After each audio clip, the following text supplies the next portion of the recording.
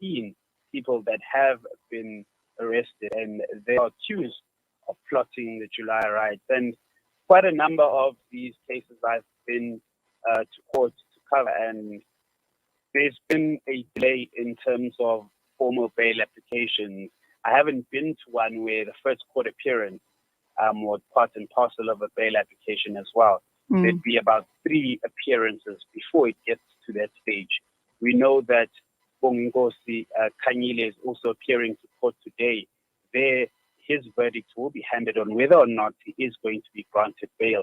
He's also accused of a similar crime in the sense that they are accused they stand accused as part of the Rioters Assembled Act for inciting violence. One of the charges with Khetha Zuma, he's also facing a charge of inciting arson.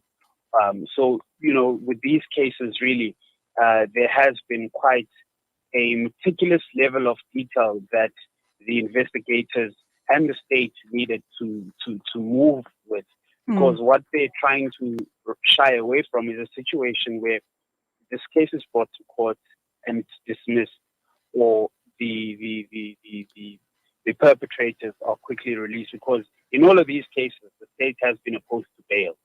And it is a common thread based on the severity and the seriousness of the allegations that they face, particularly with Khetha Zuma. As I've said, he's facing a charge of inciting to commit public violence as well as arson, which is a case, or which are charges that are really taken seriously.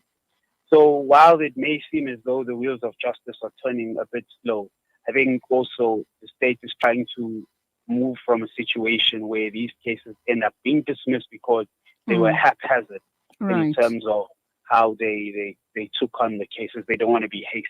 Right. So they do need to build a very, very strong case to bring the perpetrators to book, obviously, because I understand the damage to the fiscus from the July violence in KZN alone has been estimated at 20 billion rands and about 50 billion rands nationally. And very sadly, that 359 people lost their lives during the unrest. Now, who's going to be held accountable for those lost lives? Are those going to be murder charges that will be opened against these perpetrators? Question number 1. And number 2, recently, last week, we heard about another alleged a perpetrator or instigator, and that was, I think, Spiti. Am I pronouncing the name correctly?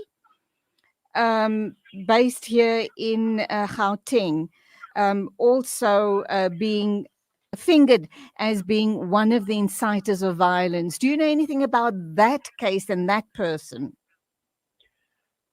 Well, let me start off and say, with regards to the murders that took place, we do know that there are people who are facing charges for some of those, particularly when we look at what happened in and around the Phoenix area.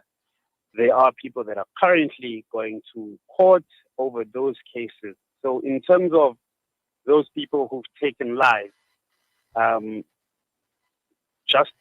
we would like justice to be served. And we do know that there are people who are charged with some of those murders. In terms of the instigators that we're speaking of now, they're not facing charges of murder. Although I understand what you're saying is that their actions have led to the eventual loss of life. However, in terms of them having a direct link to the loss of life, it's not there. Their charges are really primarily around inciting people to commit public violence, arson, and so forth. But in terms of those actual lives that were lost, we do know that there have been arrests that have been made. Police have been swift in making those arrests, and they're continuing with investigations as we're also following those court appearances as and when they appear in court. In terms of the case within Gauteng that you're speaking of, I'm not quite privy to the details as to the people that were arrested on that side of the country.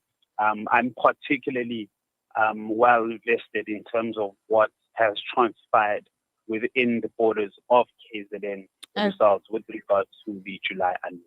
Okay, and as you rightly say, that these people, these alleged 18 people who are going to be appearing over a period of time in court for incitement of violence, even though they were not directly responsible for the loss of 359 lives, I should imagine there would be some implication or some blame and responsibility that they're going to have to carry as well, because in situations like this, anything can go horribly wrong, as we have just witnessed that 359 lives has been lost.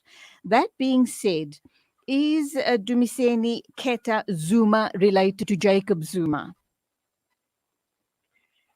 The details on that are still a bit murky. His family, or some of his family and friends, were in court yesterday. However, they refused to speak to the media.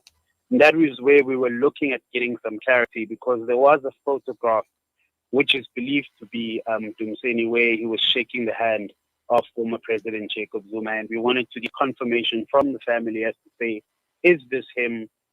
Is there a relationship here that is linked to surnames being the same surname? They do share a surname. Is there a direct link between the families? What is the situation? Can you confirm for us? And they declined to comment. They weren't very welcoming to us. They weren't quite happy with us being there in the coverage. So we were unable to really get confirmation on that part, because there are question marks as to what sort of relation is there, because we were able to see a picture of Khetha with the former president. Mwande Keswa, we will leave it there for now. Undoubtedly, we will be in touch with you to get more comment as the trial continues. Thank you indeed for your time. Thank you. 9:02 exactly. News and views right here on Salam Media.